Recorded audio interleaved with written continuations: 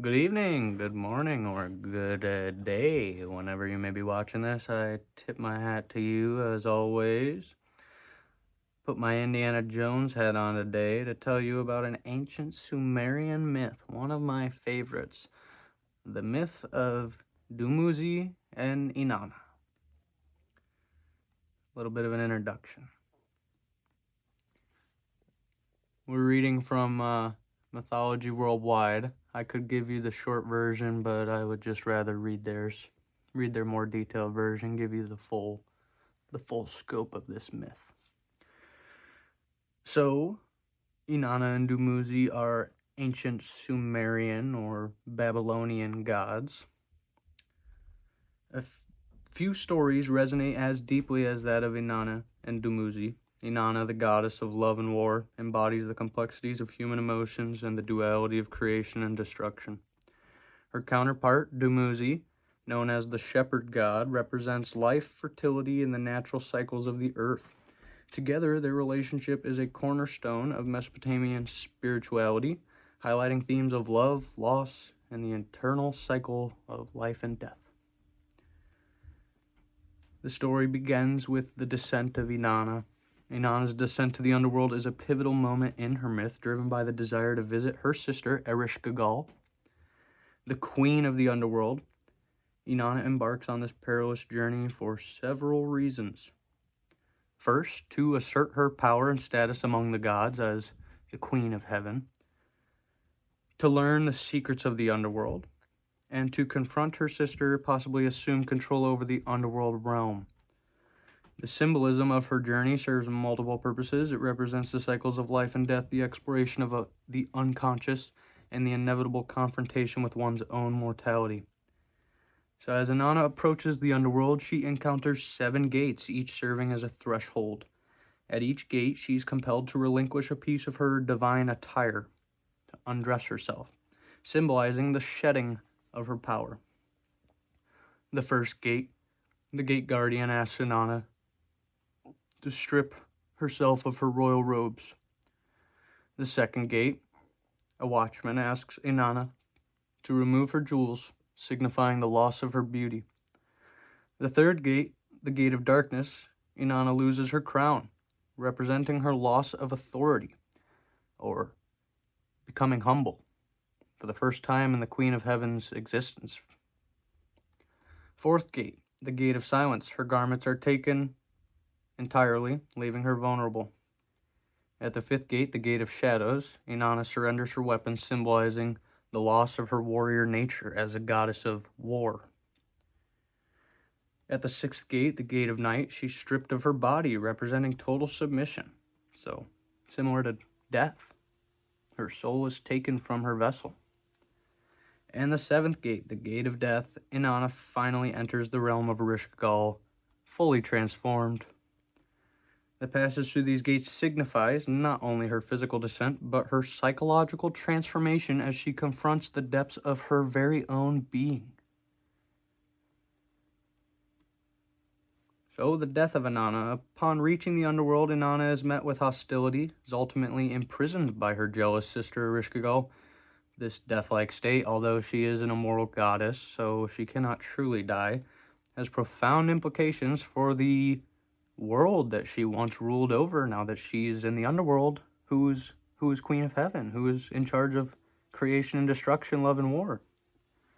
So nature begins to wither and die without Inanna's presence, and the fertility of the land is lost, leading to famine and despair. Inanna's transformation in the underworld signifies a deep psychological and spiritual imprisonment, illustrating the power of darkness and the necessity of confronting it. The deities of the underworld play crucial roles in Inanna's story, particularly Ereshkigal, her sister, who embodies the harshness of death and the inevitability of fate. The interactions reveal the complex dynamics between life and death, showcasing the balance of power within the cosmos, or the macrocosm.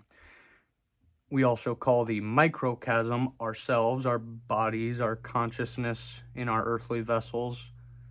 Some call it the temples. When you hear someone say, "I'm not eating that shit, my body's a temple," that's what they're talking about, the microcosm. and the universe at large is the macrocosm. So, within the story, let's talk about another god, Enki, the god of wisdom, the ancient Babylonian Sumerian god of wisdom. He devises a plan to rescue Inanna, understanding the dire consequences of the Queen of Heaven now being in the underworld. He creates two creatures known as the Kurgara and the Galatur to descend into the underworld and plead for her return. The Kurgara is a being made from the earth, symbolizing fertility. Galatur is a being made from sweet water, representing life and renewal. Similar to Christianity, right? Adam's made of dirt, Adam's made of the earth, and the water, the sweet water representing life and renewal, some may say is the waters of life, the fountains of youth, some may say. What's that verse? I am the Alpha and the Omega, the beginning and the end. Drink from me the waters of life, or something like that. I haven't read it in a while. The return of Inanna. Inanna's resurrection and her ascent from the underworld. With the aid of Enki's creatures, Inanna is resurrected, ascends from the underworld, and her return signifies the restoration of balance in the cosmos, or the macrocosm. Life on Earth begins to flourish once again now that the Queen of Heaven is back in her rightful place, and Inanna reclaims her power and status as a goddess of love and war. This moment is celebrated as a powerful symbol of resurrection and renewal, reinforcing the importance of life cycles. The role of the Earth in the cycle of life and death. The Earth is an important character, some may say, in the narrative, representing the fertile grounds that sustains life. Inanna's connection to the earth illustrates the interdependence of life, death, rebirth, and defines the natural world. Now let's talk about Dumuzi. Dumuzi has great love for Inanna. It drives him to despair upon her descent to the underworld. His grief prompts him to search for her, showcasing the depth of their bond. He embodies the male aspect of love and the connection to the Earth's cycles. Ultimately, Dumuzi faces his own fate as he is captured and descends to the underworld in Inanna's place. This act reinforces the cyclical nature of the story. Dumuzi's descent symbolizes the seasonal cycles of life and death, so winter, spring, summer, fall, and his journey reflects the ongoing balance between love and sacrifice, as they are both gods, Dumuzi a god, Inanna a goddess, of love and fertility. Dumuzi is no war god, though. He represents a divine masculine archetype. The interconnectedness of the love, death, and rebirth in the myth of Inanna and Dumuzi poignantly illustrates the interconnectedness. Their relationship embodies the complexity of human emotions. Even though they are gods, as much myths from all cultures do, they embody fallible human emotions, things that make us not perfect. This all portrays how love can be both joy and sorrow, two sides of the same coin. The representation of the seasonal cycles within the narrative reflects that Inanna's descent symbolizes winter, her return represents spring. The cyclical theme represents the agricultural societies that relied on the rhythms of nature. The cyclical theme resonates with agricultural societies that relied on the rhythms of nature. That one was a tough one to read, put in order there. So it was very important for the ancient peoples to know that spring is coming and winter is ending and summer and fall are coming. They often worried a lot about stuff like that, People say funny things about rain dances and sacrifices and offerings to the gods, but the ancient peoples really did believe that they needed to do those things to ensure that the cycles would continue how they're meant to.